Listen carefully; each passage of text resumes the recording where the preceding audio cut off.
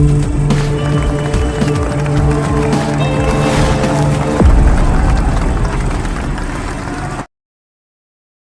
Friends, మీలో చాలామంది balloon pest చూసి ఉండుంటారు. సో బెలూన్ ఫెస్ట్ అంటే తెలిసే కదా, అన్ని బుడగలు ఒకేసారి వదులుతాం గాల్లోకి. సో మన సైడ్ అయితే కొన్ని వదులుతారు, కానీ ఇదే అమెరికాలో అయితే ఓషియా నగరంలో చాలా బెలూన్స్ అయితే వదిలారు. దీనివల్ల అయితే చాలా అంటే డిజాస్టర్ జరిగింది. సో ఈరోజు వీడియోలో ఈ డిజాస్టర్ గురించి అయితే తెలుసుకుందాం. సో వీడియోని ఎవరైతే కొత్తవారు చూస్తున్నారో ఇంట్రెస్టింగ్ స్టోరీస్ కోసం మన ఛానల్ తప్పకుండా అయితే సబ్స్క్రైబ్ చేసుకోండి. ఈ టాపిక్లోకి వెళ్ళిపోతే, బెలూన్ ఫెస్ట్ 86 అనేది యునైటెడ్ స్టేట్స్లోని ఓషియాలోని క్లీవ్లాండ్లో సెప్టెంబర్ 27, 1986 జరిగిన ఒక పెద్ద ఈవెంట్ అనే చెప్పొచ్చు. దీనిలో యునైటెడ్ వే యొక్క స్థానిక అధ్యాయం దాదాపు 1.5 మిలియన్ల బెలూన్లు విడుదల చేయడం ద్వారా ప్రపంచ రికార్డు అయితే సృష్టించింది. ఈ ఈవెంట్ ఆనిచేయని నిధుల సేకరణ ప్రచార స్టంట్గా ఉద్దేశించబడింది. అయితే విడుదలైన బెలూన్ నగరం ఎరీ సరస్సు మీదుగా అయితే మళ్ళీ చుట్టుపక్కల ప్రాంతాల్లో అయితే ల్యాండ్ అవడం వల్ల ట్రాఫిక్ ఇంకా సమీపంలో విమానాశ్రయం సమస్యలు అయితే తలెత్తాయి.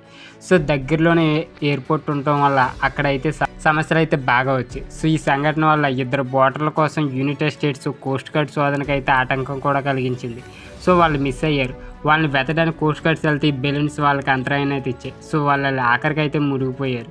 సో పర్యవసానంగా నిర్వాహకులు నగరం $1 మిలియన్ నష్టపరిహారాన్ని కోరుతూ వాద్యాలను ఎదుర్కొన్నారు. ఇక అధిక వ్యయంతో ఈవెంట్ను నికర నష్టానికి అయితే గురి చేసింది. సో లగ్జరీ బడ్జెట్తో పెట్టిన ఈ డబ్బు మొత్తం ఒకేసారి నష్టాలను అయితే చనిపి చూసింది. సో అసలు ఈ ఈవెంట్ ఎలా స్టార్ట్ చేశారంటే, ఈ స్టంట్ను ట్రెబ్రీ హైనింగ్ నేతృత్వంలోని లాస్ ఏంజల్స్ ఆధారిత కంపెనీ సమన్వయం అయితే చేసింది. ఇక బెలూన్ నట్ బై ట్రెబ్ దీనికోసం 6 నెలలు అయితే సిద్ధమైంది. క్లీవ్లాండ్ పబ్లిక్ స్క్వేర్ యొక్క నైరుతి క్వాడ్రక్లో బెలూన్లు ఉంచడానికి సిటీ బ్లాక్ పరిమాణంలో రెక్టాంగిల్లో నిర్మాణం ఏర్పాటు చేయబడింది. ఇది దాదాపు 250 అడుగులు అంటే 76 మీటర్లు బై 150 అడుగులు అంటే 46 మీటర్ల కొలుస్తారు. 3 అంతస్తుల ఎత్తు ఇంకా నిషీనా మెష్ మెటీరియల్ యొక్క ఒక ముక్కతో నెట్లు అయితే కప్పబడి ఉంటుంది. సో లోపల 2500 మంది వాలంటీర్లు, ఎక్కువగా హై స్కూల్ విద్యార్థులు అయితే ఉన్నారు. ఇక బెలూన్లు హీలియంతో నింపడానికి చాలా గంటలు అయితే గడిపారు. ఒకరు సన్నాహాలను అసెంబ్లీ లైన్గా నాన్ స్టాప్గా అయితే వివరించారు. వాలంటీర్లు ఉచితంగా టీషర్ట్లు కూడా అందుకున్నారు. సో యునైటెడ్ వే వాస్తవానికి 2 మిలియన్ బెలూన్లను విడుదల చేయాలని అయితే ప్లాన్ చేసింది, కానీ చివరికి 1.4 మిలియన్లకు పైగా ఆగిపోయింది. ప్రతి 2 బెలూన్లకు ఇక $1 ధరకైతే యునైటెడ్ వేకి ప్రయోజనం చేకూర్చేందుకు పిల్లల స్పాన్సర్లుగా అయితే విక్రయించారు.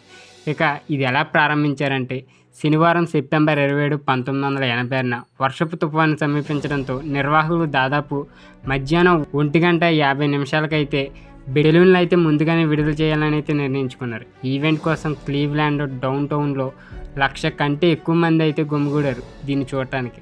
పబ్లిక్ స్క్వేర్ కూడా దాదాపు 1.5 మిలియన్ల బెలూన్కు పైకి లేచి టెర్మినల్ టవర్ను చుట్టుముట్టాయి. ఇక డిస్నీ ల్యాండ్ 30 వార్షికోత్సవం సందర్భంగా సో అప్పుడు నెలకొన్న ప్రపంచ రికార్డును అయితే అధిగమించింది. దీని పరిణామాలు ఎలా వచ్చినాయి అంటే, సాధారణంగా 6 బయట విడుదలయ్యే హీలియం రబ్బర్ బెలూన్లు భూమిపైకి దిగే ముందు దాదాపు పూర్తిగా గాలిని తగ్గించేంత పొడవుగా అయితే ఉంటుంది.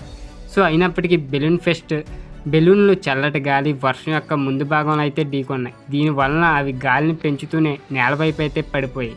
అవరోహణ బెలూన్లు ఈశాన్య ఓషియాలోని భూమి జలమార్గాలను అయితే మూసుకుపోయాయి. ఇక ఈ సంఘటన జరిగిన కొన్ని రోజుల్లో అనేక బెలూన్లు కెనడియన్ వైపు లేక్ ఎరీ ఒడ్డునైతే కొట్టుకుపోయి నీటి కాలుష్యానికి అయితే కారణమయ్యాయి. కొంతమంది వ్యక్తులు బెలూన్ విడుదల పర్యావరణ ప్రభావం గురించి అపోహలు అయితే కలిగి ఉన్నారు. ఇక బెలూన్లు ఎక్కడ పడితే అక్కడ ఎత్తుకు చేరుకుంటాయని భావించారు. బుక్ లేక్ ఫ్రంట్ ఎయిర్పోర్ట్లో బెలూన్లు దిగిన తర్వాత అరగంట పాటు రన్వేని అయితే మూసివేయాల్సి వచ్చింది. సో వర్ణాల స్లో మోషన్ మంచు తుఫాన్లు నివారించడానికి డ్రైవర్లు పక్కకు తప్పుకోవడం లేదా ఓవర్ హెడ్ గ్లాస్ని చూసేందుకు వారి కళ్ళను రోడ్డుపైకి నుండి తీయడం వలన ట్రాఫిక్ ప్రమాదాలను కూడా నివేదించబడ్డాయి.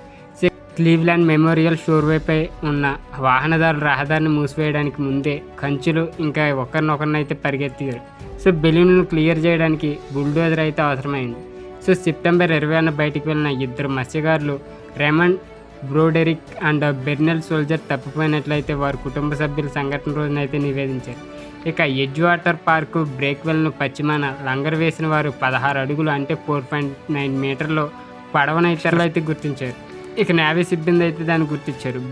బెలూన్ల గ్రహశకలం క్షేత్రం కారణంగా కోస్ట్ గార్డ్ శోధన రెస్క్యూ హెలికాప్టర్ల సిబ్బందికి ఆ ప్రాంతానికి చేరుకోవడంలో చాలా ఇబ్బందులు అయితే ఎదుర్కొన్నారట.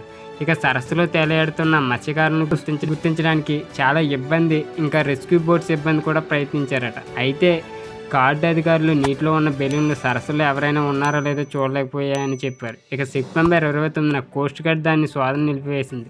సో ఆ తర్వాత మత్స్యకారుల మృతదేహాలను ఒడ్డుకైతే చేరాయి. సో మత్స్యకారులు ఒకరు భారీ యునైటెడ్ వే ఆఫ్ క్లీవ్లాండ్పై అయితే బెలూన్లు విడుదల నిర్వహించిన సంస్థపై $3.2 మిలియన్ అయితే దావా వేసింది. సో తర్వాత వెల్లడించిన నిబంధనలపై స్థిరపడింది.